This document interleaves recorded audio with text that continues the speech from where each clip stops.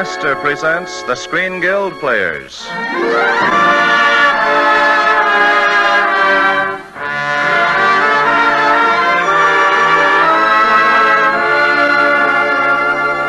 The Lady Astor Screen Guild play tonight, Dark Angel. The starring players... This is Ronald Coleman. This is Merle Oberon. This is Donald Crisp.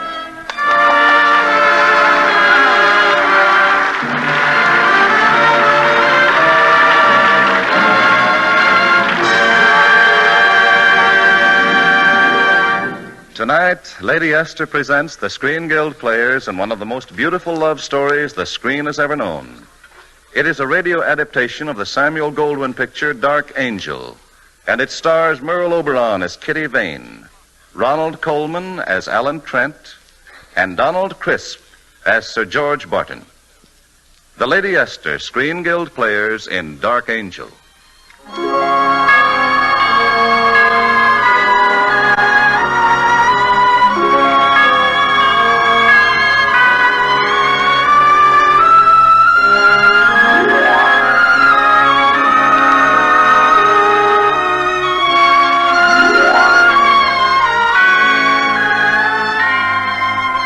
It was in the last war, and then, as now, men fought and suffered and lived in the hope of going home.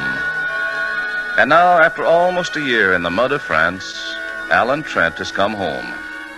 Home to the lovely English country house where he was raised. Home to his childhood sweetheart, Kitty Vane. Ah, Kitty.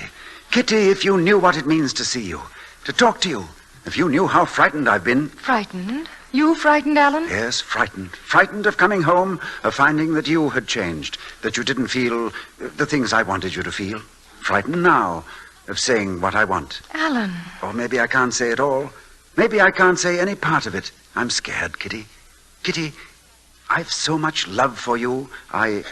It's like something you've saved up for a lifetime, and then it all comes at once. Alan, I wanted to hear that so badly. Oh, but you must have known. I wasn't sure. I said to myself, I've always been around. Perhaps he's just used to me. Perhaps he'll meet some other girl. Oh, Kitty, if you weren't here, I'd stop living. I'd stop breathing. I'd stop wanting to breathe. Don't ever go away. I won't, ever. I promise. Alan, we ought to tell your mother. What should we tell her? That we're going to be married. Day after tomorrow? Tomorrow. Why, you shameless hussy. Alan, dear. Mother, we were just coming into... What is it? What's wrong? They just phoned a telegram from the village. The War Office, Alan. The War Office? Not my leave. It hasn't been cancelled. I'm afraid you'll have to go tonight. You're to sail from Folkestone in the morning.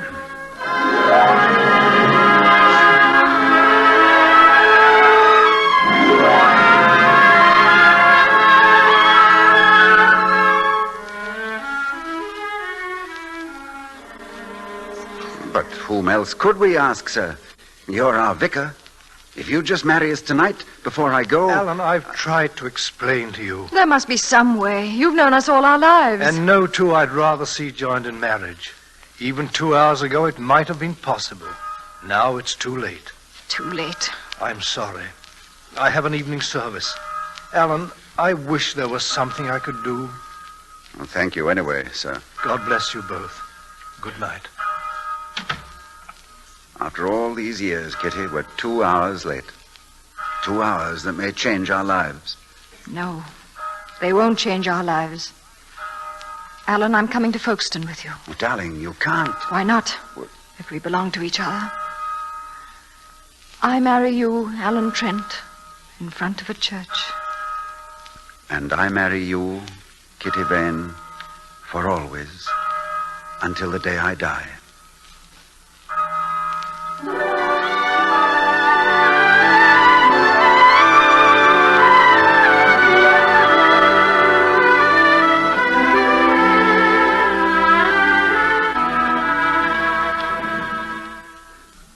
Well, it's not half a bad room to start our married life, is it? Is it, darling? Oh, Kitty. I'm sorry. I was listening to the guns. Oh, they're far away, Kitty. Across the channel. Don't hear them. They'll stop. All those things going by. Down there in the street. They aren't far away. Oh, it takes a lot to run a war. Motor lorries, horses, tanks. And men. Thousands and thousands of men.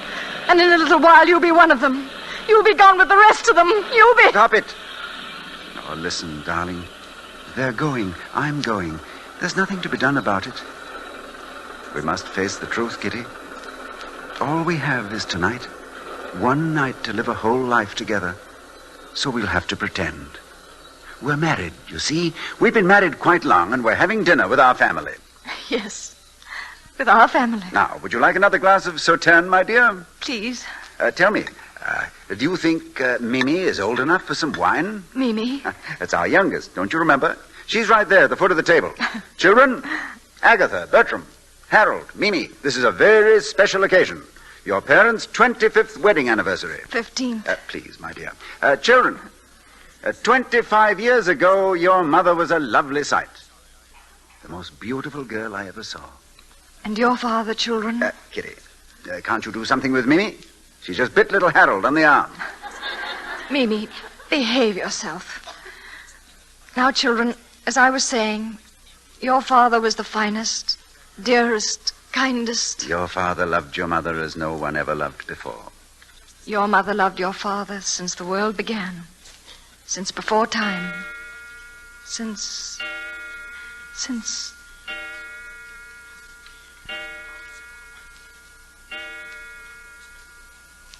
5 o'clock. Time to shove off. I'll get my wrap. Oh, no, please, don't come. It would only make it more difficult. Just sit right here and close your eyes. That's it. That's a good girl, Kitty. That's a brave girl. I love you. I will always love you. Goodbye, darling. Goodbye, Alan. Goodbye, my love.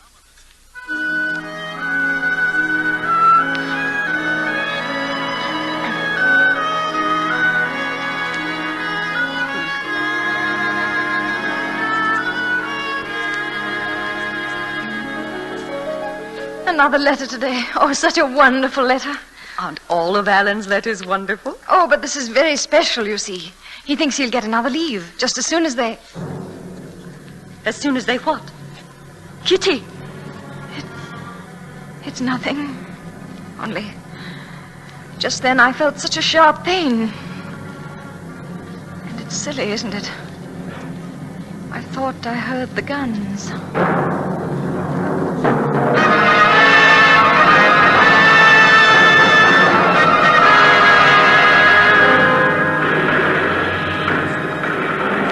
Remember, men, we're a small patrol. It's dark. Jerry's can't see us if we hug the ground. Yes, I understand. Single file. 10, 20 feet apart. I'll take the lead. All right, come on, let's go. Careful, sir. There's a big one coming over. Look out, sir. You all right, sir? Captain Trent.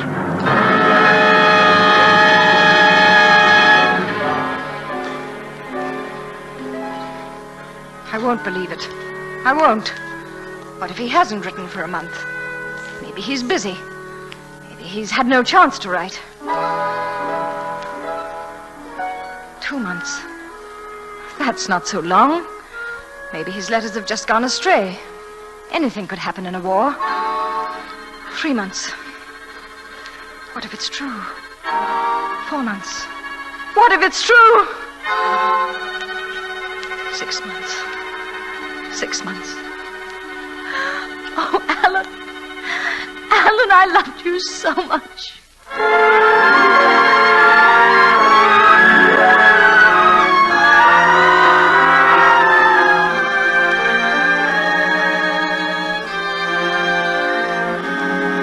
That's it. That's it, sir. That's fine. Just keep the cane out in front of it. That's fine. You're making real progress, sir. And you've only been here 5 months. Is that how long it's been? 5 months? Didn't you know, sir? I'm afraid I lost track. The dead don't have much use for time. Ah, now, really, sir.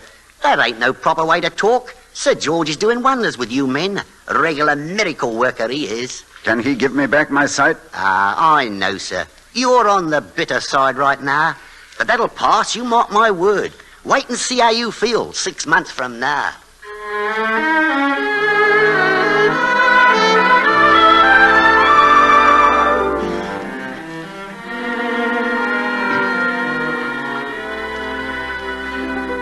You sent for me, Sir George?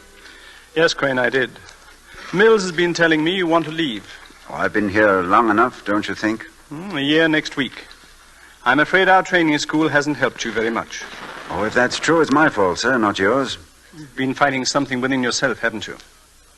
And you don't want to talk about it? Well, then the rest is just routine. I'm assigning Mills to you as an orderly. I'd rather not. Those are rules, Crane. He'll take you to your home and get you settled and... I'm not going home. I have no home. And your name isn't Roger Crane, is it? It's as good a name as any other. Your card says that when you were picked up, all means of identification had been destroyed. And later you gave your name as Roger Crane. I could have checked that, you know. I know. I've been grateful you didn't. As a matter of fact, I even had a clue. It was among your personal things. A picture. A picture? The picture of a very pretty young girl. And across the bottom was written, "Come back to Kitty." Why aren't you going back to her? Because I'm blind. Because I won't be pitied. So because I won't let myself be a nuisance. That's been your fight. Well, all right. Then fight it through. Go home. Do it for me. Help me to prove to myself that my work hasn't failed. That you can go back to your friends and live among them like an ordinary man. You think I could? Yes, Crane, I do. I've wanted to. Every hour, every day. It's still early morning. The sun is out. Before it goes down, you can be home. Before it goes down, I can be home. Yes, it's true. Think of it. Before it goes down, I'll be home. I'll be home.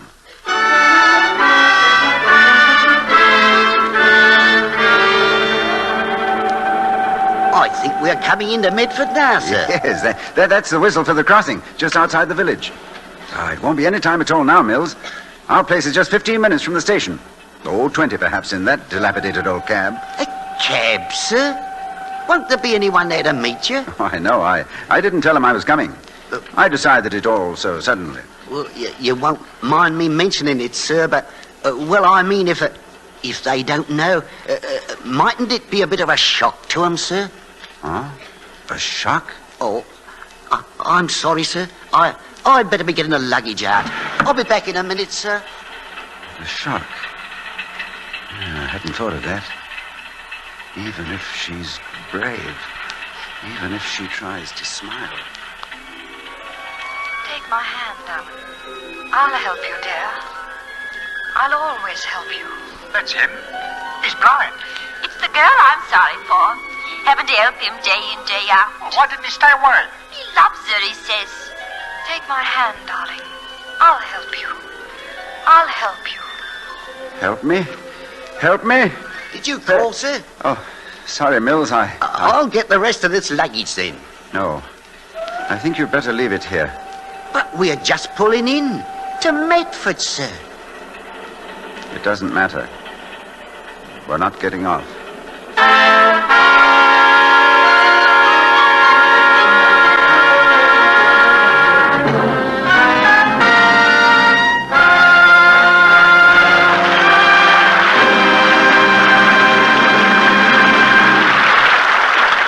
Lady Esther has presented Act One of Dark Angel, starring Donald Crisp, Merle Oberon, and Ronald Coleman. In just a moment, we will hear the Lady Esther Screen Guild players in Act Two. But first, a word from our hostess, Lady Esther. Deep in every woman's heart is the belief that she could be more fascinating if only she put her mind to it. Don't you think that's true?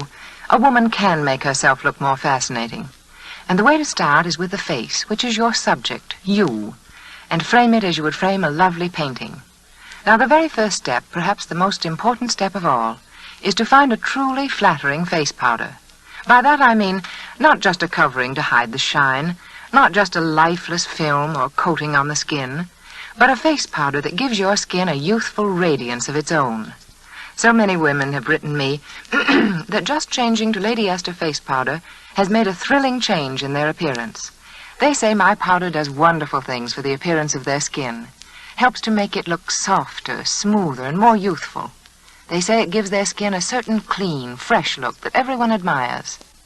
Well, there's a very good reason why my powder is so unusually flattering. You see, Lady Esther face powder isn't just mixed, just sifted, the way ordinary powder is made. My powder then goes through the patented and exclusive Lady Esther Twin Hurricane process. The tiny particles of color and powder are blown together with the force of hurricanes until they're perfectly blended into a delicate film of beauty for your skin. Try Lady Esther face powder and see how much smoother it is than ordinary powder, how it helps hide little lines and blemishes.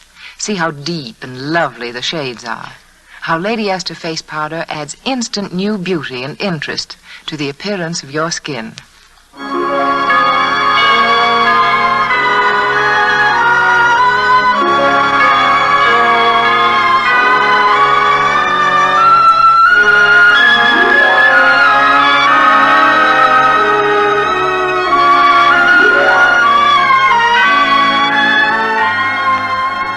It's 2 years later now, and Alan Trent, or as he now prefers to call himself, Roger Crane, is living in a little cottage in the country with Mills, his orderly. Now, them are roses, sir. Real roses. Every petal turned like a lip for a kiss. You know, Mills, sometimes you come dangerously close to being a poet. Oh, why, only this morning Tim Whiteley was by. Head gardener for Sir Gerald Mordaunt, he is. And he dropped me a compliment on the roses, he did. Did he? On my word, sir. And I told him I wasn't the one who deserved it. I said Mr. Crane did it all himself, he did. Really, sir, it's plain remarkable how you get about. In the garden, in the house. I mean, considering that, You mean I can't see, Mills, Now, Mills, would you believe I see some things better than you do? Every bush in the garden, every chair in the house, every ashtray, every door... Even the telephone. Hello. Hello, Roger. Is that you? Well, Sir George, how are you? Where are you? In London. I've been wondering about you. Haven't heard from you in weeks. Oh, I've been busy, that's all. My roses, you know. Look, Roger, I'm a bit on the tired side. Thought I'd get away for a day or so. Could you stand a guest? When can you come? The late afternoon train? We'll be looking for you. It'll be wonderful to see you again, Sir George.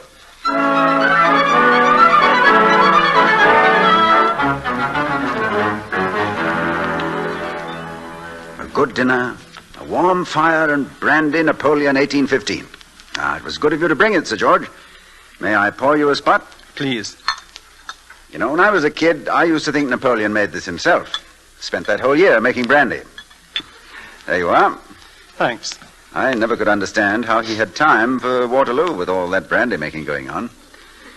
How is it? Not bad. Not bad? Well, what's the matter with you? Roger, I may as well say it. I want to get something off my chest. Yes? That time you left the training school, you remember a certain picture? Yes. I know her name now. Kitty Vane. Yes, that's right. Kitty Vane. I didn't pry. Her picture's been in all the magazines. She's made quite a name for herself, riding to hounds. Has she? As a matter of fact, there's a picture in this week's Tatler, right here on the table. She's to be a guest of Sir Gerald Mordaunt. Sir Gerald? Not 2 miles down this very road. Yes, I know. Sometimes his gardener drops by to envy our roses. Alan, are you quite satisfied here with your roses? Oh, yes. Yes, quite satisfied, Sir George. I see. By the way, when is she riding with Sir Gerald? This weekend, I believe it said. She's there now. Yes. Well, good night, old man. Good night, Sir George. So near. So terribly near.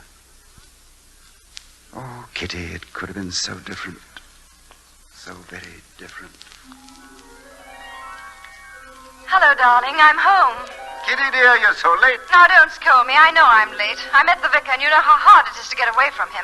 I brought a sirloin home for dinner. I'd better go and give it to cook. No, don't go. Oh, but darling, the sirloin. Now, which is more important, me or the sirloin? Well, you, I imagine. Your hair's all blown about, and your cheeks are flushed, and your nose is cold. And you look beautiful. I look like an idiot. And so do you. The way people always look when they love each other too much. Kitty. Kitty. Kitty. What is it, Roger? Anything wrong? Oh, I must have dozed off a bit. I'm afraid I knocked the fire screen over. It's strange. I could have sworn I heard you call Kitty. Did I? Roger, you're sure you're right with yourself? I thought I was. Now I'm not sure.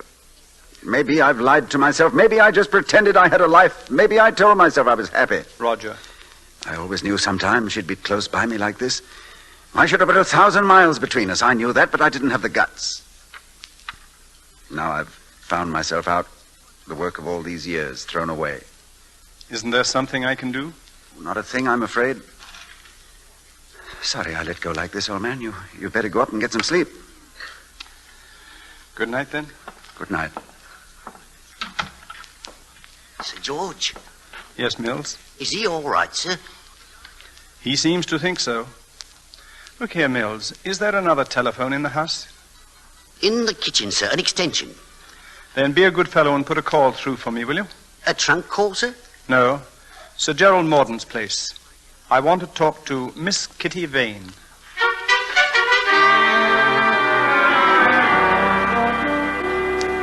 Sir George, you mean to say that on your own authority, without even asking me, you... I'm sorry, Roger.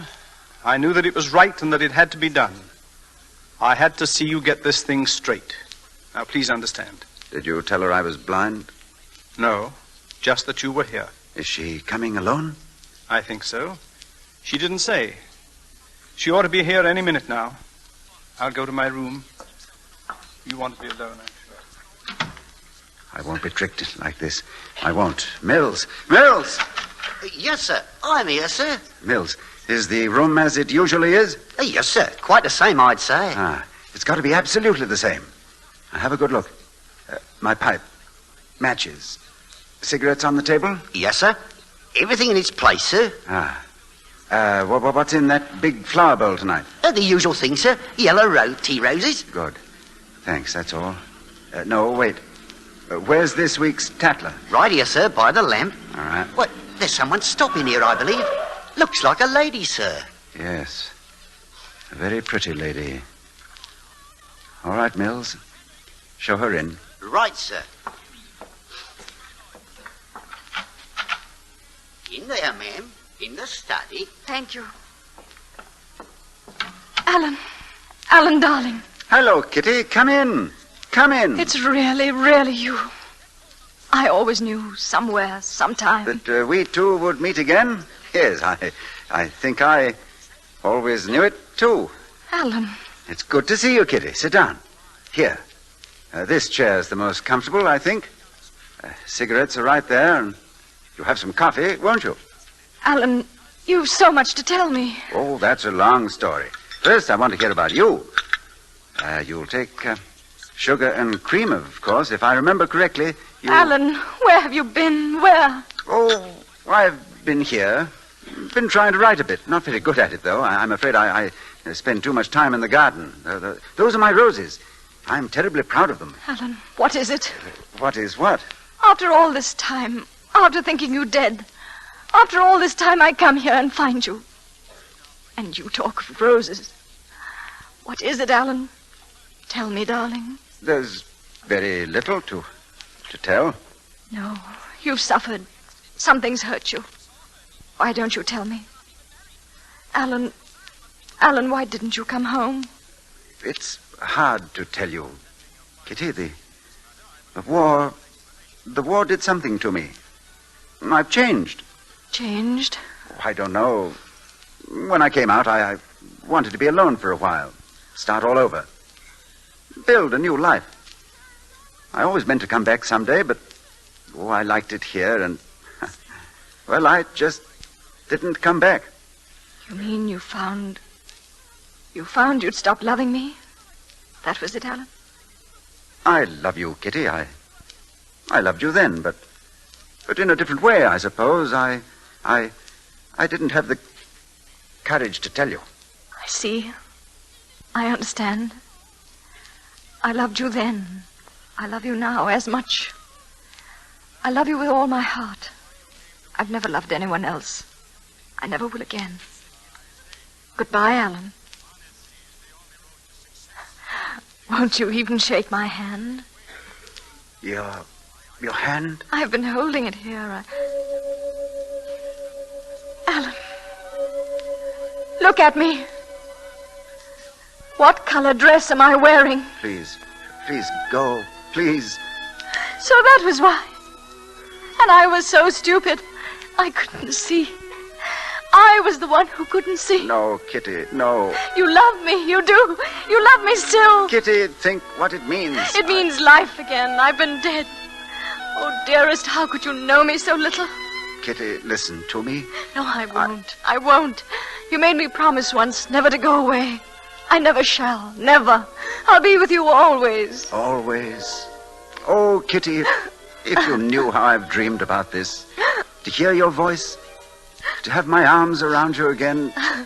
Darling, you're crying. I know, and it's no time to cry. I won't. If you kiss me. Well, then just to kiss the tears away. Forever. Forever.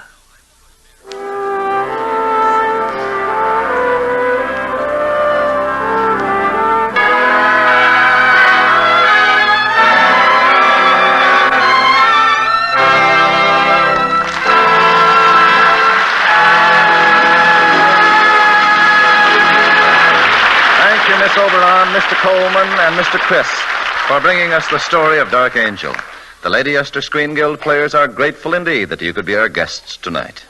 And now, before we tell you about next week's program, here's a word from one of America's best-known beauty authorities, Lady Esther. You just can't use Lady Esther face powder without looking younger, lovelier, more exciting. Now, I'm not saying this. Thousands of women are saying it.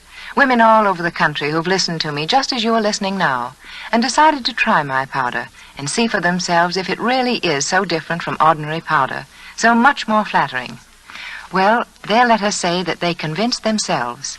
So many of them took the trouble to sit down and write me nice long letters and tell me all about the wonderful things my powder does for the appearance of the skin. Yes, every day women are discovering that Lady Esther face powder, made a new way by my patented twin hurricane method, is a delightfully new and different kind of face powder. Not only is the texture softer and smoother by far than the texture of ordinary powder, not only does it cling longer and keep the skin looking cool and fresh in hot weather, but even the shades are deeper toned and more lively, shades that add extra glamour and excitement to your summer skin. So why don't you, too, try Lady Esther face powder? There's no better judge in the whole world than your own eyes. And unless you're very different from thousands of others, I'm sure that what you see in your mirror will convince you that Lady Esther face powder is the most flattering powder you've ever used. Lady Esther, next week will present that delightful comedy with music, Priorities on Parade. It will star Betty Rhodes, Jerry Colonna, Vera Vague, and Bob Crosby. Be sure to listen. Ronald Coleman appeared through the courtesy of the sponsors of his program, the Electric Autolite Company. Merle Oberon can soon be seen co-starring with Paul Muni in the Columbia picture, The Love of Madame Sand. Donald Crisp is soon to be seen in Metro-Goldwyn-Mayer's Technicolor picture, National Velvet. Truman Bradley saying goodnight for Lady Esther. This is CBS, the Columbia Broadcasting System.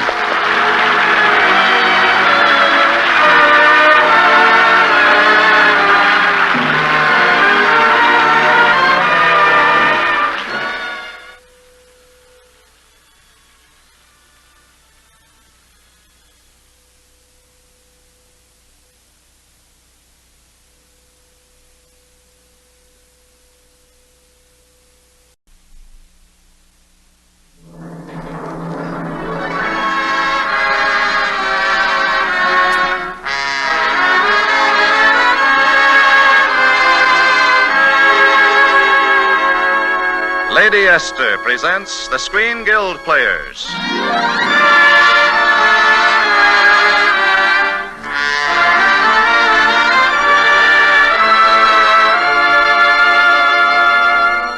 The Lady Esther Screen Guild play tonight, Priorities on Parade. The starring players... This is Bob Crosby. This is Betty Rhodes. This is Vera Vague. And this is Jerry Colonna.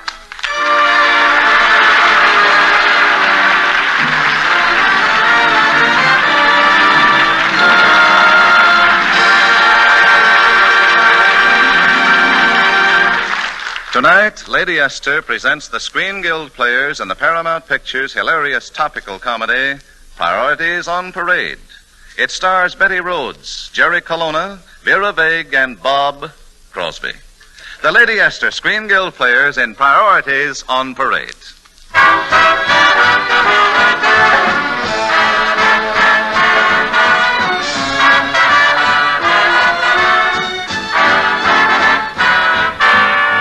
Yes, sir, that's my band, all right. Johnny Draper and his Dixie Pixies, with vocal specialties by Donna D'Arcy. It's a swell little combination, aren't they? Sure. They're good enough to play anywhere. Only, well, things have been a little tough, you see. So right now we're playing at the Eagle Aircraft Company in Los Angeles. You might say sort of a benefit performance for the benefit of Mr. Hartley, the employment manager. Come on, take the chorus, Johnny. Okay. This road leads to Rainbowville, going my way. Up ahead is Bluebird Hill, going my way. Just pack a basket full of wishes and off you start with Sunday morning in your heart. Round the bend you'll see a sign, Dreamer's Highway. Happiness is down the line, going my way. The smiles you gather will look well on you. Oh, I hope you're going my way too.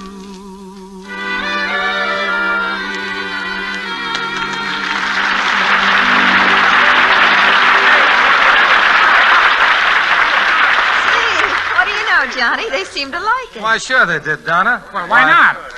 We got a pretty nice aggravation. Hey, Jeep, I told you 100 times the word is aggregation. Aggravation is a pain in the neck. That's us. Hey, pipe down, Jeep, pipe down. There's Mr. Hartley now. I beg your pardon. Were you playing out here? Why, sure we were, Mr. Hartley. Johnny Draper and his Dixie Pixies. Just what you need. Just what we need? I don't understand. This is an aircraft plant. Sure, and all the rest of them are hep. They've all got one but you. Got what? Well, a band, a little entertainment group. Something to give the employees a lift when they're tired and weary. Why, when a man is working on a drill... And he hears a beat, and it gives him a thrill. Then he hears another, and then he hears another. Why, pretty soon he's steaming like a demon, brother. If his hands are slow or his neck is stiff... Don't send him to a doctor. Send him with a riff. With the ride, with the reach, with the food, And you'll turn the wheels faster for the boys in khaki. Yeah!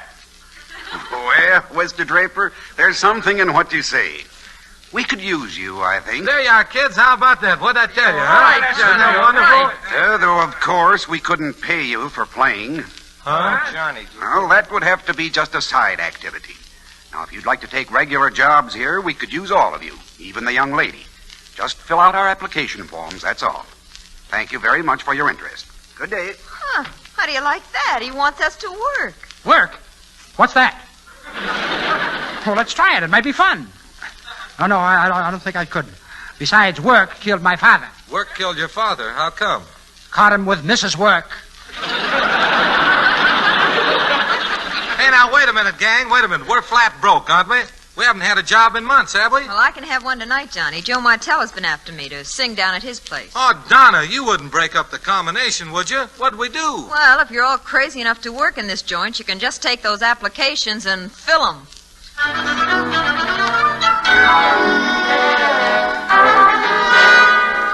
Now then, about this application, Mr. Just call me Jeep. We'll fill out this questionnaire. Born? Yes. 2 hours late. Why 2 hours late? I had to change stalks at Albuquerque. Tell me, what was your last previous occupation? Cow puncher, but it lasted 1 day. Oh, really? What happened? Cow punched back. What did you do before that in 1941? Nothing. In 1933? Nothing. In 1925? What do you know? I'm a bum. Oh, this is impossible. Look here, let's try the word association test. Now then, what does this word bring immediately to your mind? Orange. Squeeze. Lemon. Squeeze. Grapefruit. Squeeze. Girl. Squeeze, but harder. I'll try once more. Red. Go. Red? Go? Why? Woman driver. Oh, this is getting us nowhere.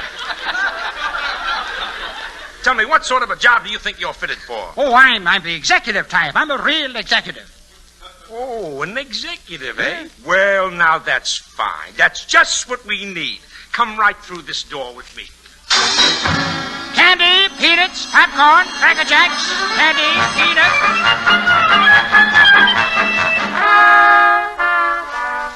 Sure, we got our jobs all right. And me, I'm sent to welding booth number 4. So I walk over there and I open the door. And there's this welder I'm supposed to report to. He's all dressed up like that, in mask and mittens. Looks just like he's a man from Mars. Well, I amble up and introduce myself, and boom, I get a signal to shut up. I bend a little closer to have a look, and whoosh, he leans over and shoves me back. I reach out to help him turn the block, and wham, he slaps me hard across the wrist.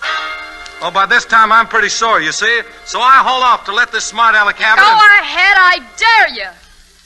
Mother McCree, a dame, a girl. Well, don't let that stop you. Yeah, but honest to gosh, I didn't know. Well, you know now, and maybe I'm a woman outside, but in this welding booth, I'm your boss. Your boss and the boss of any other man-power midget they send in here. Well, all I can say is... You better not say it. I don't want any smart talk, you understand? No cracks about women drivers, bearded ladies, female shortstops, or the powerful Katrinka. Okay. But didn't I meet you stoking coal on the Santa Fe?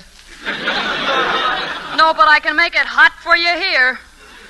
And don't try to go Galahad on me either. As far as you're concerned, I'm Mr. Lee Davis, and you do your work how and when I tell you. Say, if Hitler knew about this, he'd give up. Oh, what's the use? All you men are alike. I've heard that before, but not in a welding booth. I told you I didn't want any wisecracks. Now put your mask on and let's go to work. Get your candy off the candy cart. Candy, peanuts, popcorn, Cracker Jack. Oh, boy. Man, whatever you are.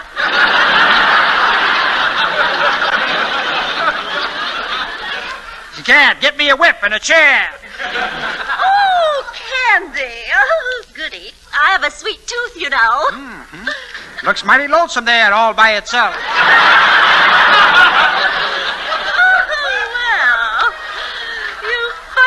Man, you must be one of the older juvenile delinquents.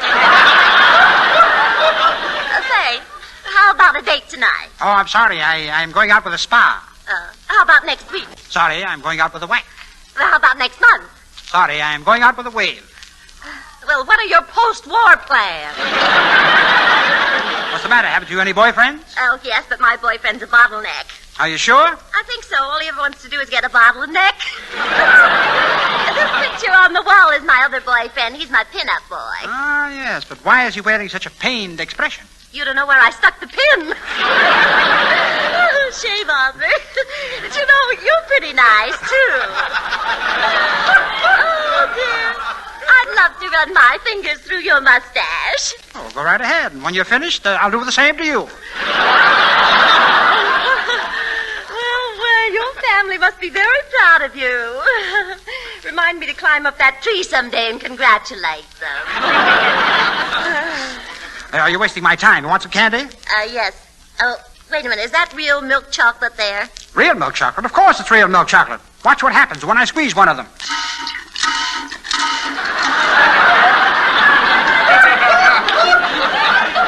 Care to argue the point? No, I tell you what I'd like. I'd like some candy wafers. Necco? I'd love to. Do you think we have the time? Oh, I'm afraid not. There's the whistle for lunch. How about a kiss, honey? Oh, do you really want me to? Oh, come on now. Don't beat around the bush. Anybody kisses you'll have to beat around the bush. Come on, let's go to lunch. I'm hungry. Oh, take my arm. I'm not that hungry.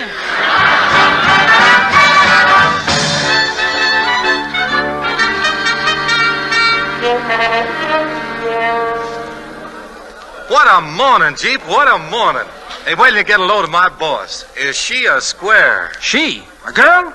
A woman? A female? A skirt? A mall? A dame? Covered it pretty well, didn't I? Well, technically speaking, yeah. What's she like, Johnny? Well, she's a regular biceps Bessie. Many the muscle. 2 yards wide and built like a barbecue pit. Oh, Mr. Draper. Hello there, Mr. Hartley. I've been thinking it over. If you boys don't mind, we could use your band rather effectively on the swing shift. Swing shift? Anything to do with music? No. No, you see, the swing shift workers don't get much entertainment. Perhaps you could run a dance for them, something like that. Sure. Anything you say, Mr. Hartley. Oh, thanks. You'll be doing all of us a real service. I'll arrange for your transfer to the swing shift at once. Say, Johnny, what's this swing shift deal? Well, Jeep, it means we work from 4 till 12. 12 midnight? That's right. What do you know? Back to decent hours again.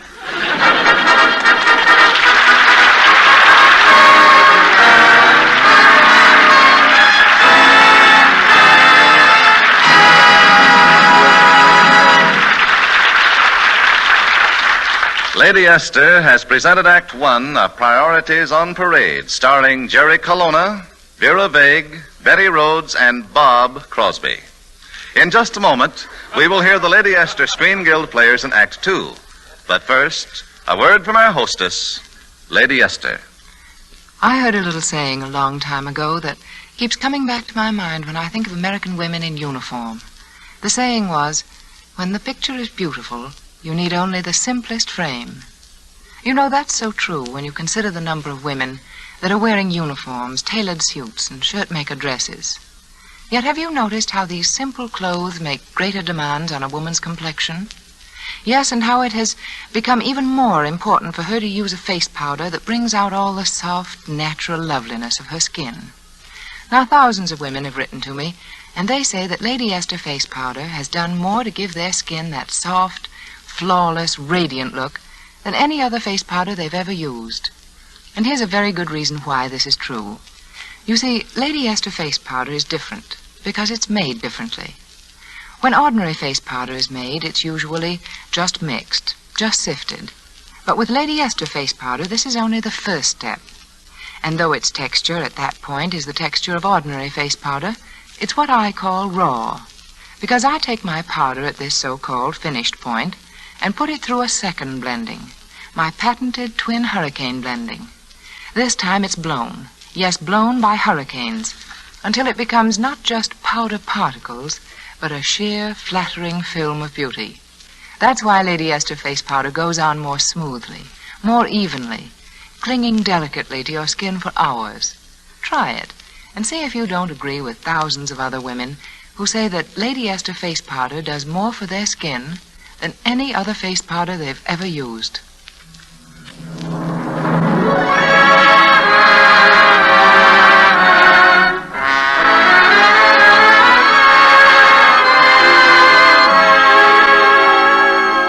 Lady Esther presents the second act of Priorities on Parade, starring Vera Vague, Bob Crosby, Jerry Colonna, and Betty Rhodes.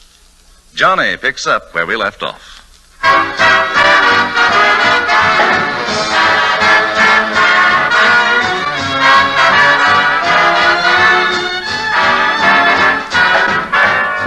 Well, we play our first swing shift dance the very next night.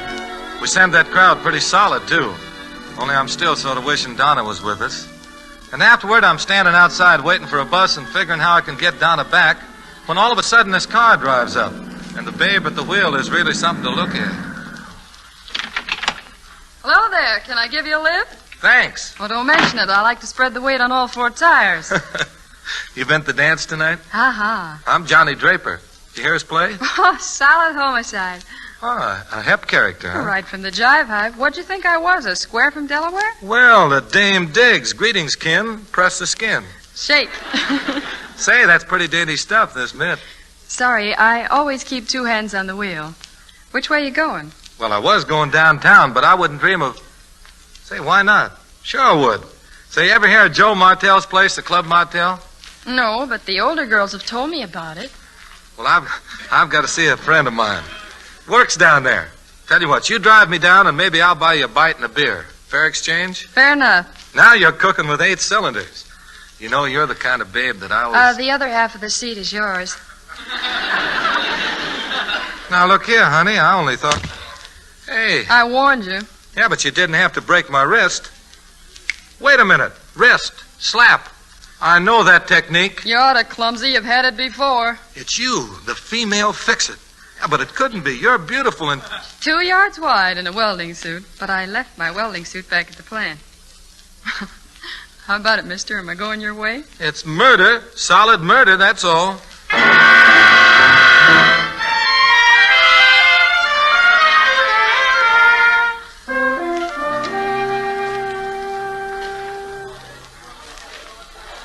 Charming place, this joint, I don't think. Oh, it's not the place. It's just the people who come here. Look, there's my friend now. Hey, Donna. Johnny, hello, stranger. I'd been hoping you'd come down. Honey, gal, this is Miss Davis, Lee Davis. Works over at the plant with me. Know what she is? A woman welder. Well, fix my boiler. Never guess it, would you? I've got to admit she looks pretty sharp. Yeah, maybe she borrowed your electric razor. Now, Donna, that's no way to... Save it, Johnny. I've got to do my number. Come back again, Miss Davis, and bring your torch. Nice character, your friend. Oh, Donna doesn't mean anything, really. She just... Hey, that's funny. Why'd she stop the band?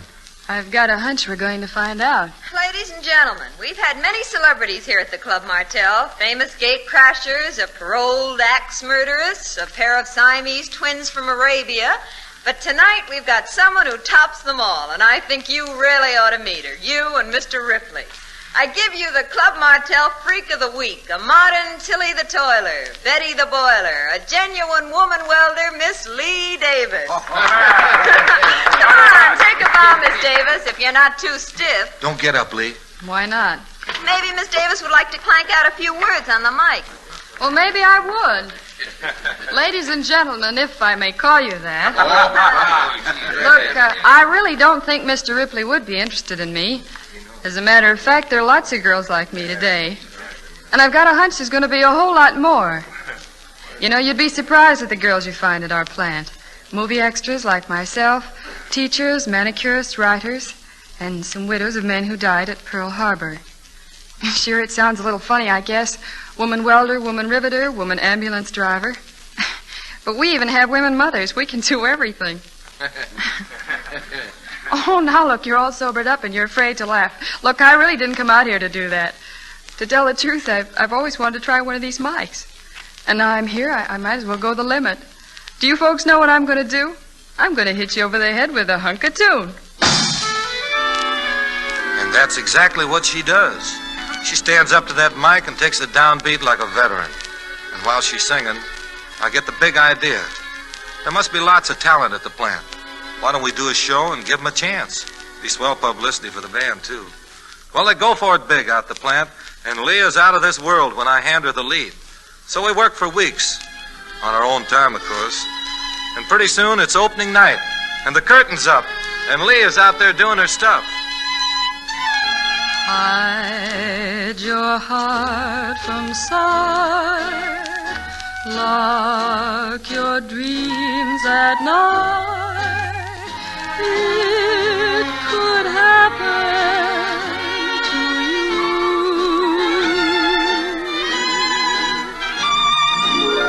Don't count stars or you might stumble.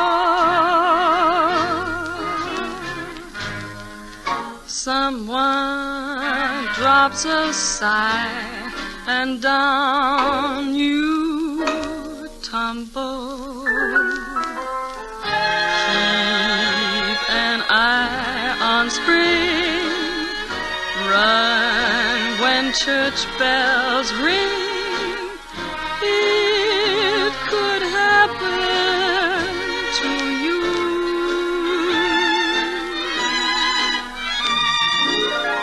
All I did was wonder how your arms would be.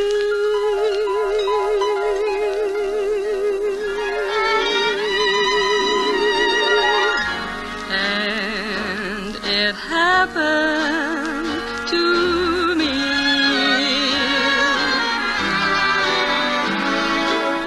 Keep an eye on spring, run when church bells ring. It could happen to you. All I did was wonder how your arms would be.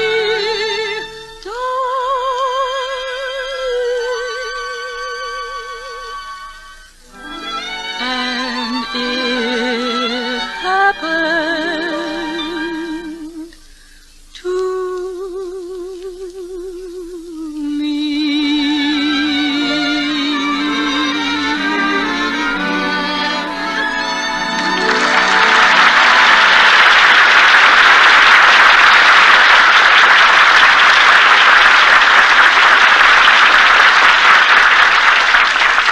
Lee, you were wonderful, just wonderful.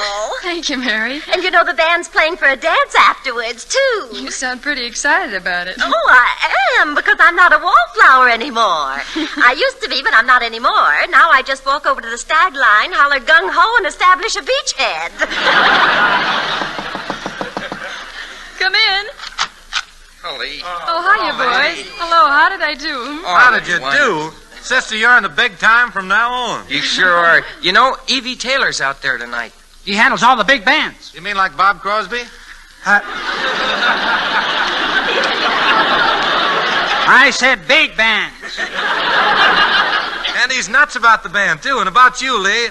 Wants us to open at the Astor Roof. $2,000 a week. Just give us a year. We'll be the biggest darn thing in the... Hey, wait a minute. What's the matter? Well, I'm afraid you'll have to count me out. Count you out? Oh, but, Lee, I was sort of figuring.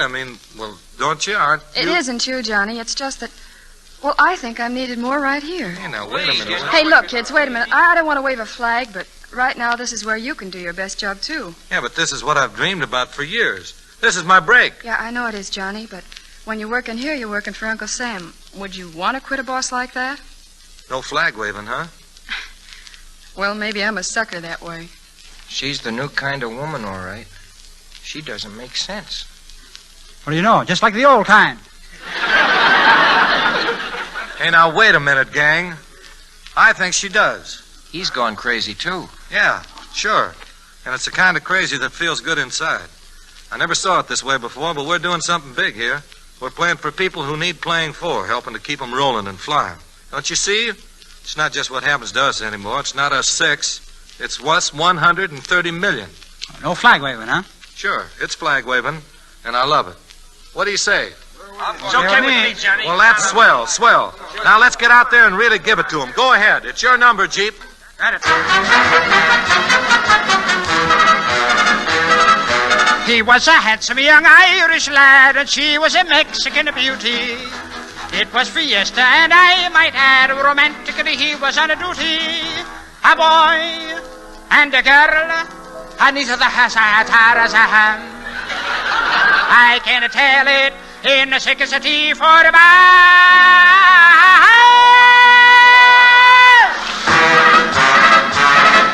His Irish heart went bingo when he saw the Rose of Juarez. Oh! Conchita, Marquita, Lalita, Pepita, Rosita, Juanita, Lopez. Oh, you're a lovely thing, oh. For me, there's but one girl, he said. Oh. Conchita, Marquita, Lalita, Pepita, Rosita, Juanita, Lopez. Yes, he won her heart one night with a serenade beneath the moonlight.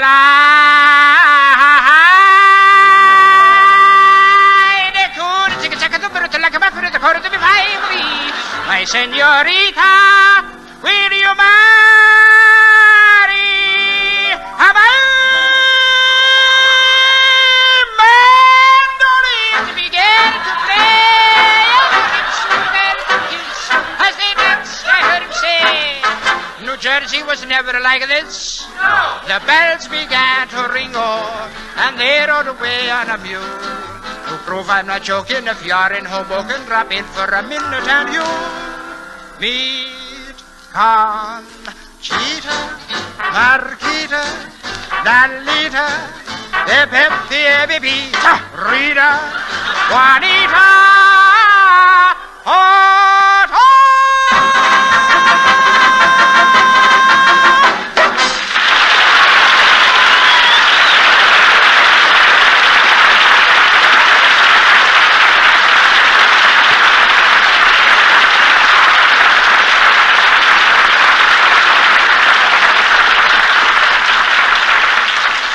Thank you, Jerry Colonna, Vera Vague, Betty Rhodes, and Bob Crosby.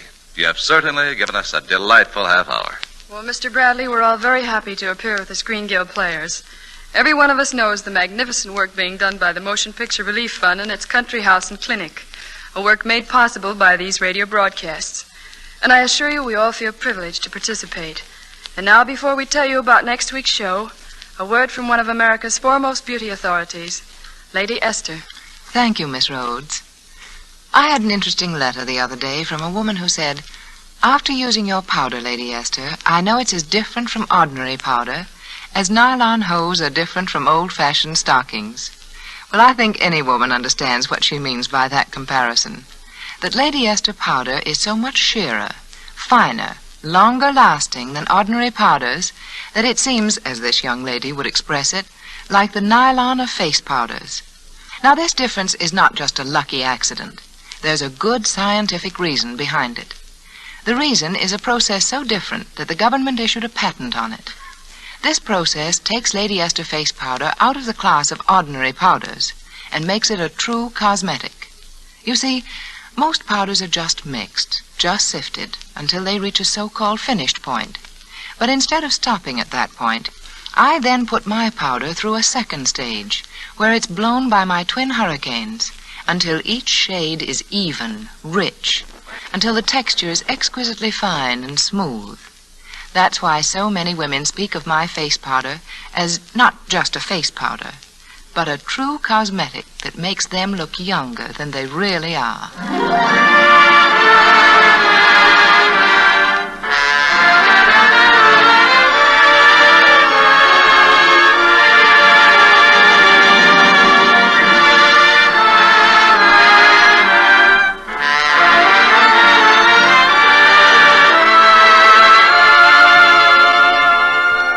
Next week, the Lady Esther Screen Guild Players will present one of the season's funniest comedies, Up in Mabel's Room. It will star Marjorie Reynolds, Dennis O'Keefe, Jinx Falkenberg, and Misha Auer. Be sure to listen. The song Going My Way is from the picture of the same name.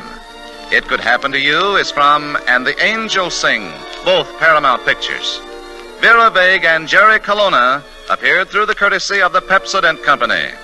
Bob Crosby appeared through the courtesy of Old Gold Cigarettes.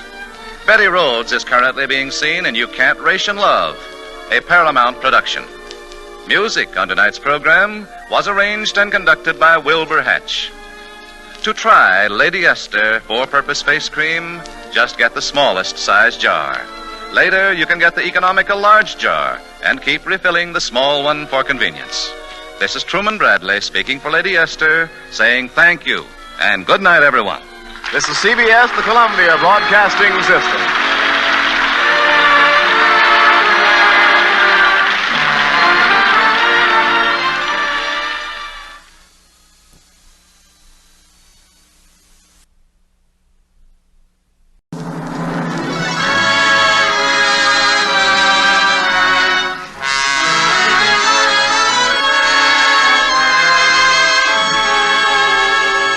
Lady Esther presents the Screen Guild Players.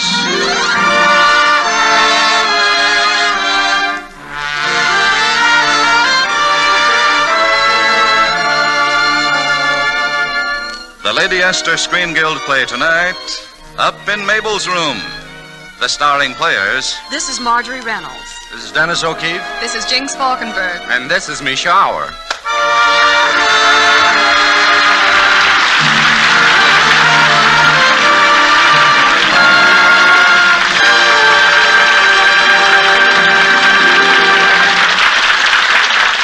Tonight, the Lady Esther Screen Guild players present radio highlights from the Edward Small motion picture Up in Mabel's Room, based on the play of the same name by Wilson Collison and Otto Harbach.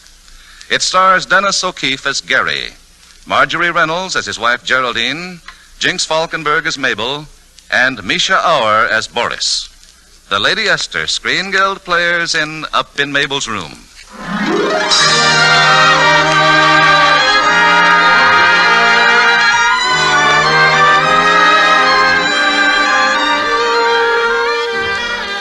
Gary and Mabel were just friends, you see. Just friends, that's all, except for that slip in Mexico City. Ah, very lovely slip, in fact. Crepe de Chine, with an inscription embroidered in Gary's own handwriting.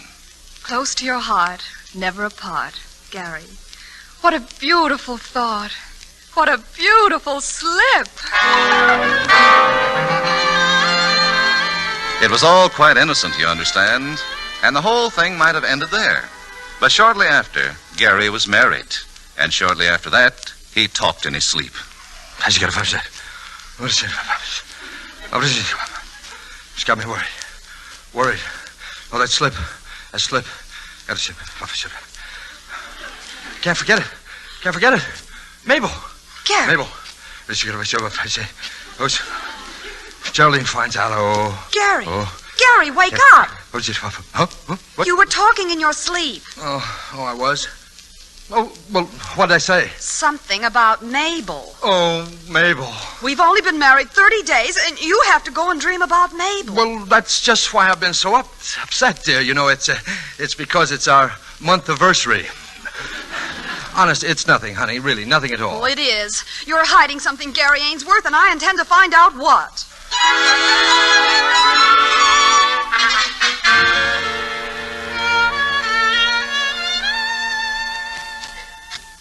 But Mabel, I tell you, she's getting suspicious. And her mother's been working on her, too. And you know how Geraldine's mother is. Oh, hang her, Mother. Don't give me any ideas. Oh, please, Mabel, all I want is that slip. Won't you hand it over? I think I'd be crazy if I did. I think I'll be crazy if you don't. Look, Gary, we've got to nip this silly thing in the bud. After all, I'm going to marry Arthur, and he's your business partner, isn't he? I don't want him having any doubts about me, and you don't want Geraldine to have any either. Oh, of course I don't. That's the whole idea. Then you've got to tell her. Show her the slip. She's a woman. She'll understand. She's a woman. She'll skin me alive. Well, we can settle the whole thing this weekend. You'll be coming down to Arthur's country place. Oh, Mabel, you don't mean you wouldn't really... I most certainly would. Either you tell your wife or I'll tell her myself.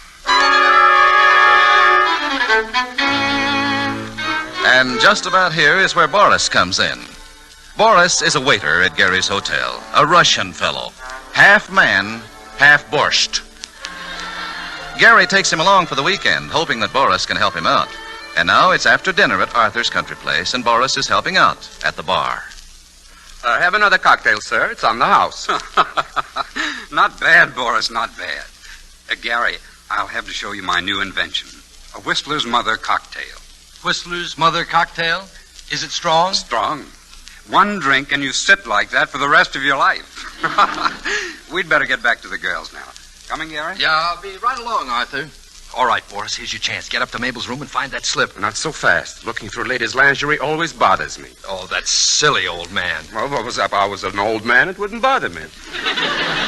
Look, now, you better hurry. They're all down here. You may never get another chance like this. I'm wondering, do I want another chance like this? Don't forget, I'm paying you $200. Now, get upstairs and make it fast. You make it $250, and I'll make it faster. All right, $250 then, but hurry, will you? Sure, but remember, I'm doing this for you, not for the money. I hate money. Money smells. Smells nice, doesn't it? Go on, will you get going? I'll join the others and wait for your signal. And, brother, it better be a green light.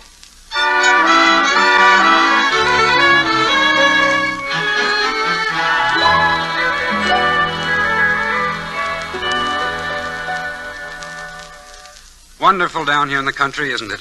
Sure glad I didn't have to go to Washington. Arthur, dear, you mean you preferred little me to all those big, important senators? Oh, Arthur knows what he's doing, Mabel. Those senators may have all the angles, but they haven't got your curves. Not bad, Gary. Not bad at all. Geraldine, you picked yourself a pretty smart lad. You ought to know, my dear. Yes, I'm writing a book on the men I've known. I'm now on chap 2. Oh, darling, I've been meaning to tell you all evening. I think your gown is simply stunning. Oh, thank you. Yours is nice, too. You, do very well with last year's model. Well, after all, we only get out of a gown what we, put into it. My major problem these days is lingerie. Lingerie? Slip. Good heavens, what's that? The green light. Green light? Well, someone's lit, and I think it's Boris. Sounds as if he's celebrating. Oh, celebrating. Yeah, sure, that's it. Music, laughter, booming guns. Another Russian victory. Gary, what on earth? Oh, now, darling, don't trouble your little head. I'll go right out there and get it from... I'll give it to him. Give it to him? Yeah, believe me, I'm going to give him plenty.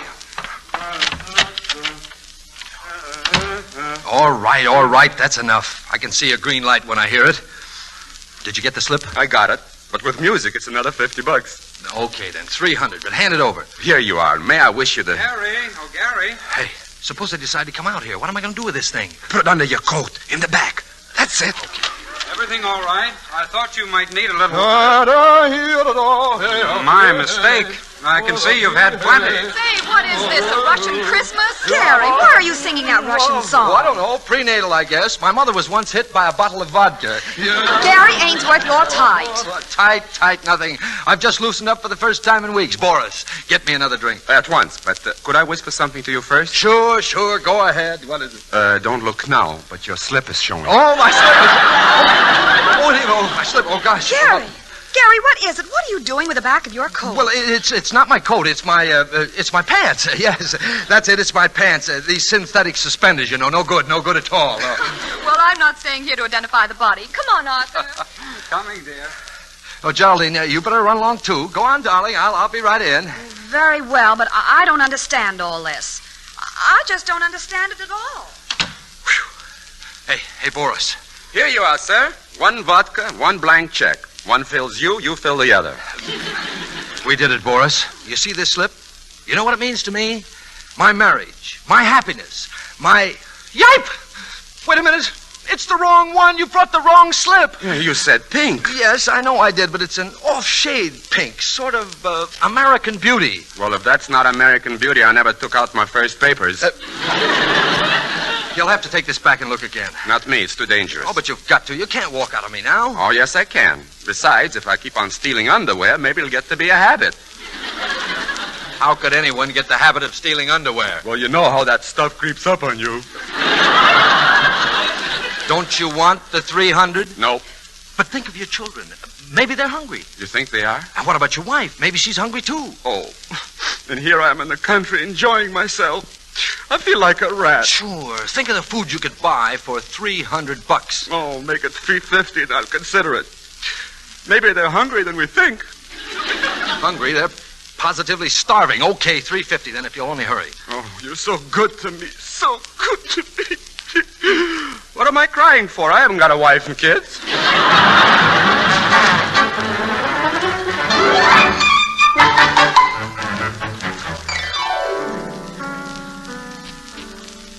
Gary, I want to talk to you. Oh, not now, Mabel. We better go in. We shouldn't be together out here. Oh, don't worry about Geraldine. She's playing the piano. Gary, have you told her yet? Well, no, I haven't. I haven't really had a chance. Well, she's all alone in there now. She is? Arthur's gone out to close the garage door. It started to snow. Go ahead in. Mabel, do you think it's wise? You know what I said. If you don't tell her, I will. I've still got the slip. And remember, Gary, it's got your name on it. Not so loud. She plays by ear. You know, all you need is a little courage. Maybe this will help. Oh, Mabel. Mabel, you shouldn't kiss me like that. Well, it was just to help you go in and tell her. What are you anyway, a man or a mouse? A man. But if I had some cheese right now, I think maybe I'd take a little nibble.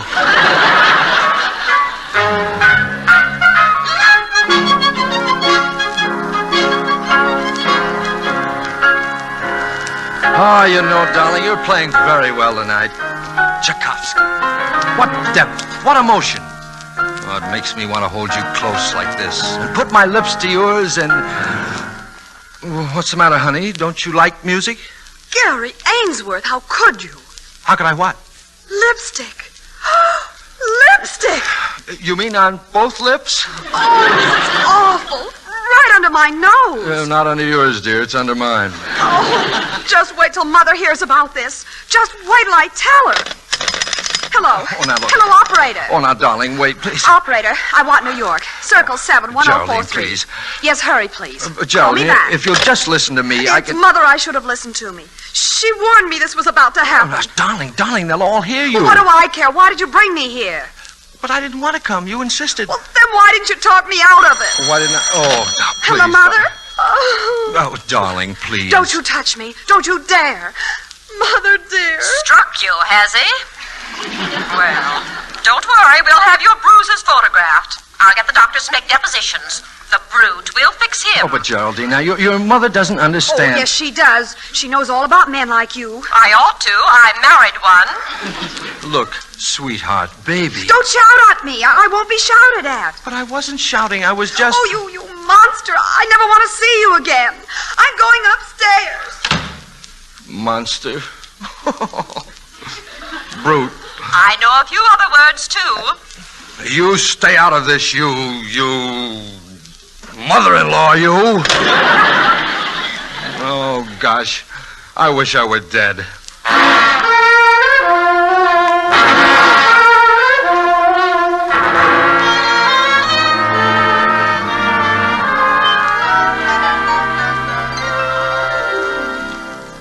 Oh, fine thing. I go out in the snow to close the garage door, and both our girls run off to sleep. How about a little gin rummy, Gary? Gary. Huh? Say, what's the matter with you? Something on your mind? Oh, and how? Say, look, Arthur. Arthur, could I confide in you? Why not? Friends and partners, aren't we? Well, I hope so. Look, suppose something happened in my life before I was married. You know. Of course. Another woman, naturally. Not so naturally. What's she holding over you? Some letters? Oh, much worse than that. Much more, intricate. No kidding. Really serious, huh? Mm-hmm. No wonder you're worried. Where'd it happen? Mexico City.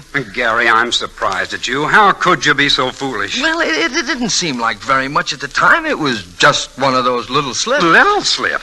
Well, that's all. But now this woman threatens to tell Geraldine. Well, can she prove it's yours? Well, it carries my name. Oh, it's pretty bad.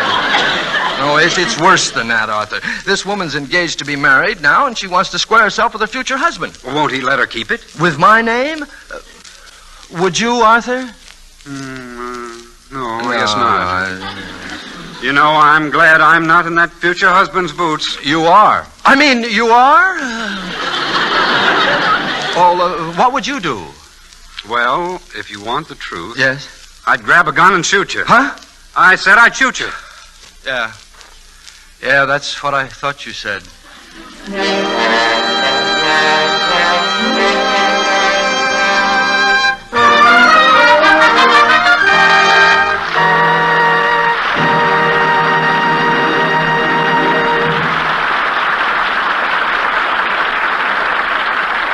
Lady Esther has presented Act One of Up in Mabel's Room, starring Misha Auer, Marjorie Reynolds, Dennis O'Keefe, and Jinx Falkenberg. In just a moment, we will hear the Lady Esther Screen Guild players in Act Two. But first, a word from our hostess, Lady Esther. A friend of mine who has just joined the Spas wrote me a very interesting letter in which she said that one of the rules for girls in the service is that their makeup must not be obvious. Now, I like that rule. I've always said that the loveliest girls are the girls who use makeup to bring out the natural beauty of their skin. It's such a mistake to use makeup that's conspicuous, that covers up your skin beauty like a mask, and you no longer need to. For you know, so many women have written to tell me that Lady Esther face powder really does bring out the fresh, natural beauty of their skin. They say that Lady Esther face powder is so soft and fine, so wonderfully even in color, that it's delightfully different from other face powders they've used. And they're quite right. For there is a very real difference between my face powder and almost any other powder you can buy. You see, Lady Esther face powder is twice blended. Now, the first blending is just the usual mixing and sifting. And at this point, it's the texture of almost any face powder. But I don't consider it fine enough or sufficiently even in color. In fact, I call it raw. So my powder goes through a second blending, the famous twin hurricane blending, where tiny particles of color and powder are blown together at hurricane speed. And the result is a powder of exquisite fineness in texture and almost unbelievable evenness of color. That's why Lady Esther face powder gives your skin a thrilling new softness, a more delicate coloring. That's why you have the charm and appeal of fresh, natural loveliness when you use Lady Esther face powder.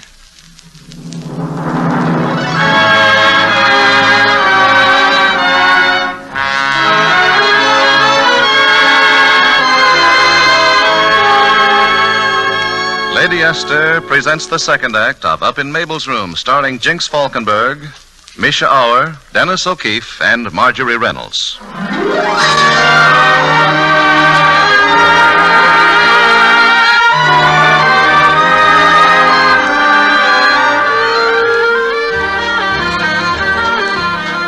It's a little later in the evening now, and Arthur's house guests are in their rooms, all but Gary and Boris. They're up on the second-story porch, huddled together in the driving snow just outside of Mabel's room. Oh, I don't get it, Boris. What's the idea of climbing up here? Asking me riddles. Do you want that slip? Well, you should have gotten it before. Well, I couldn't. She came up too soon. Well, we can't expect to get it now, not with Mabel right there in the room. Then what are we doing up here? I asked you first. What was that? Must be Arthur locking the front door. Locking the door? How will we get in? Well, my wife and I have the room next to this. I'll go through the window, sneak downstairs, and open the door. You wait till I call. Who's there? Oh, darn it. Who is it? Who's there? Help! Help! The window! Help!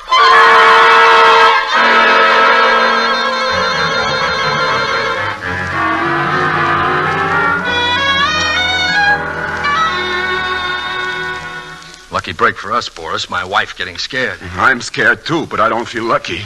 Well, it was our only chance to get in here when Mabel rushed out to help Geraldine. Have you found that slip? No, it isn't here. I've looked everywhere. Oh, that's funny. I'm sure she must have brought it with her. Maybe she's got it on. Got it on? Oh, then we're lost. We'll never get the slip now. Well, it might be more difficult, but it can be done. How? Well, the two of us could get it. I could hold her. Boris, I'm ashamed of you. All right, then you hold her. Not a chance. Well, we could wait till she goes to bed and sneak in and steal it. Sneaking into the bedroom of a sleeping woman? Oh, no, Boris, no. I wouldn't ask anyone to do that. Well, for $350, you can ask me. No, we'll just have to let it go. I'll face it. I'm sorry, sir, but I cannot permit you. I must go through with it to the very end. For your home, your happiness, your $400. Now, wait a minute, Boris. The last price was $350. That was just for the slip. Now there's a woman in it. Now, look here, my good man. Hey, listen, One listen. night, Arthur, I'm going to bed. That's Mabel. She's coming back. What'll we do? Quick, under the bed. Darling, I hope you won't be disturbed anymore. Not unless I have a sneezing spell. Well, why should you sneeze? I suffer from under the hay fever. Arthur, I wonder where Gary was through all the excitement. Well, if there really was a prowler, maybe Gary ran after him. Not Gary. He'd much more likely hide under the bed. How do you like that? Hitting me when I'm down. I'll have a look around the house, just to make sure everything's all right. Happy hunting, darling. Good night. Good night, dear. Sleep well. Where is she going now? The dressing room. What is she going to do? Undress, I guess. Then why is she going to the dressing room? Quiet. Mabel, darling. Mabel. Just a minute, Arthur. Yes? What is it, dear? I just happened to think we didn't look through your room. Think I ought to make sure. Oh, don't be silly, Arthur. No one's in here. You'd think I was just a... Darling, did you sneeze? You're not catching cold. Now, Arthur, don't start worrying. Oh, be sure to take some aspirin, dear. I'll see you in the morning. That's the trouble with these old drafty houses. What am I saying? I didn't sneeze. Who's in here? Who is it? Come out or I'll scream. Nix, Mabel, please. Gary and Boris, what are you doing here? Could you tell us where's the nearest blood bank? Gary, you moth. How dare you compromise me like this? Get out of here. You don't think I want to stay? Come on, Boris. Gary Ainsworth. Oh, Geraldine. I'd rather freeze than be chewed to death. I'll take the window. So long. Gary Ainsworth, so this is where you've been all night. Oh, now listen, honey. You don't understand. Oh, yes, I do. I understand too well. What's going on in there? What's all the fuss about? Well, Gary was in Mabel's room. I just found him coming out. Oh, he was he? Arthur, you don't believe I thought there was a man in here. Geraldine, honest now. I can explain. Well, You tell see... it to your lawyer when I sue for divorce. Good night. Oh, listen, Arthur. You're my partner. I was your partner. You can tell that to your lawyer, too. Good night. Oh, Mabel, I was only trying to... Oh, gosh. I wish I were dead.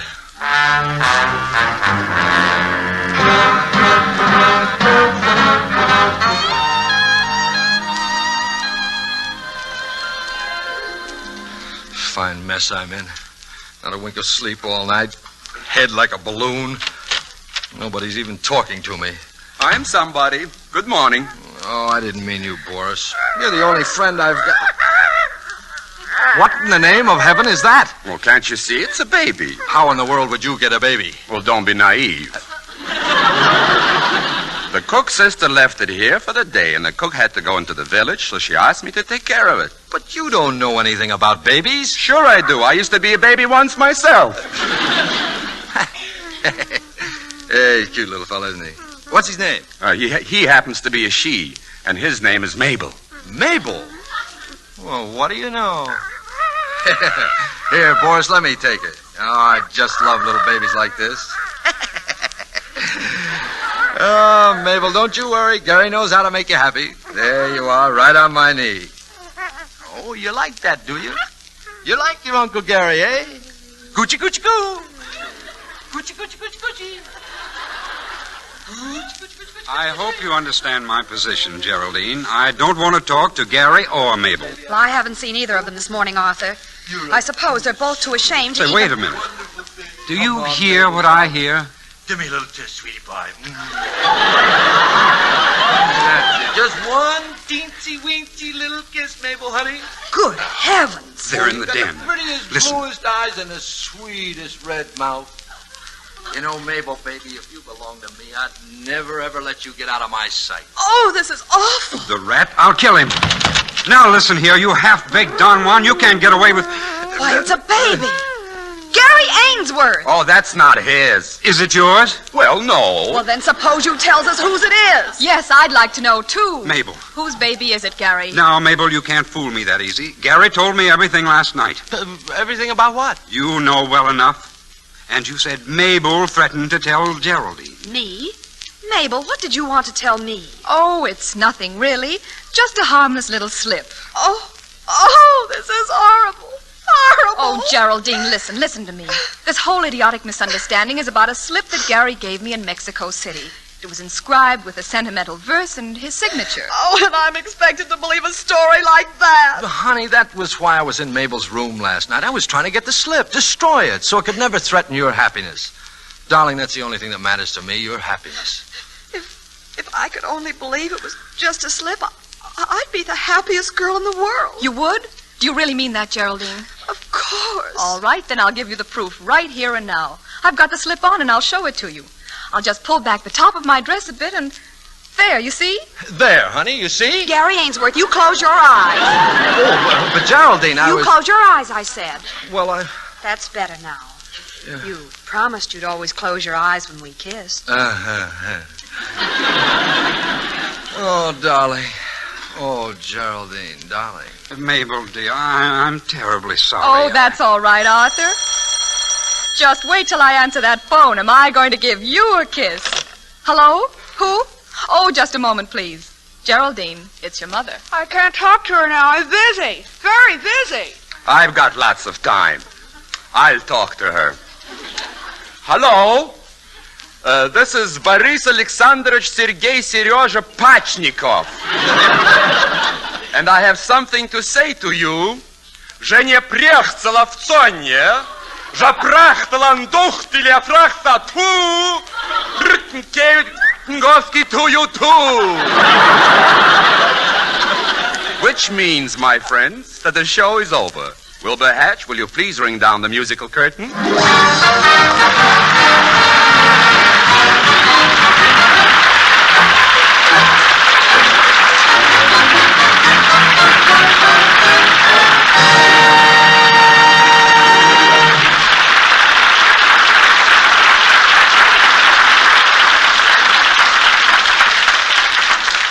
Thank you, Dennis O'Keefe, Jinx Falkenberg, Misha Auer, and Marjorie Reynolds. Your delightful performances tonight are something we shall remember for a long, long time, I'm sure. Well, Mr. Bradley, I'm sure we will remember how much fun it was to appear with the Lady Esther Screen Guild players.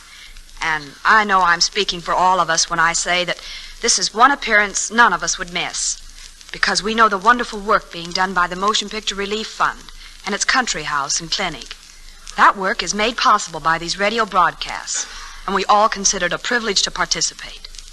And now, before we tell you about next week's show, here's a word from one of America's foremost beauty authorities, Lady Esther. Thank you, Miss Reynolds. Ladies, did you ever stop to think that nothing just happens? There's a reason for everything. For instance, it isn't merely by chance that you find one dress more becoming to you than another. The reason for your preference lies in better design, better material, better workmanship. You know, you don't have to take a chance with Lady Esther face powder. There's a very good reason why my powder is more flattering to your skin and gives it a softer, fresher look. You see, Lady Esther face powder is twice blended. Now, if it were blended and sifted only once in the usual way, it would be like many other face powders. But it's the second blending, my exclusive twin hurricane blending, that makes the difference. For this time, the tiny particles of powder are blown together with the speed of a hurricane. And that, you see, is what gives Lady Esther face powder its wonderfully smooth, fine texture. That's why each shade is so clear and rich and beautiful. Naturally, then, it doesn't surprise me when I read letter after letter from delighted women who say, "My skin looks so much more attractive since I've changed to Lady Esther face powder."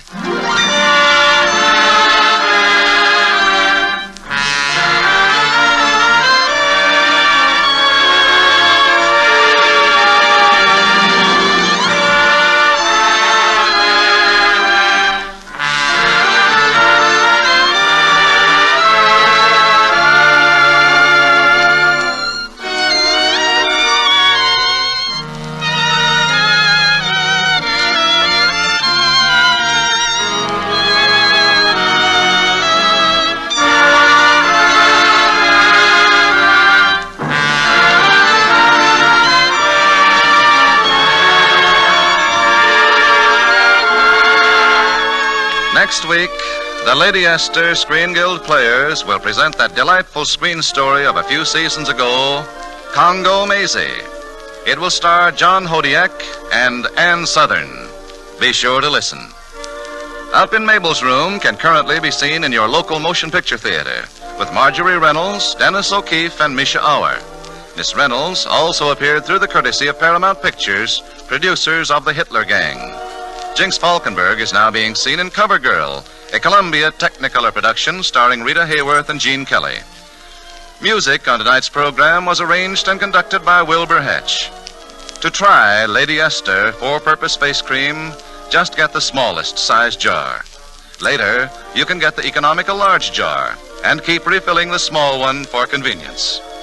This is Truman Bradley speaking for Lady Esther, saying thank you and good night, everyone. This is CBS, the Columbia Broadcasting System.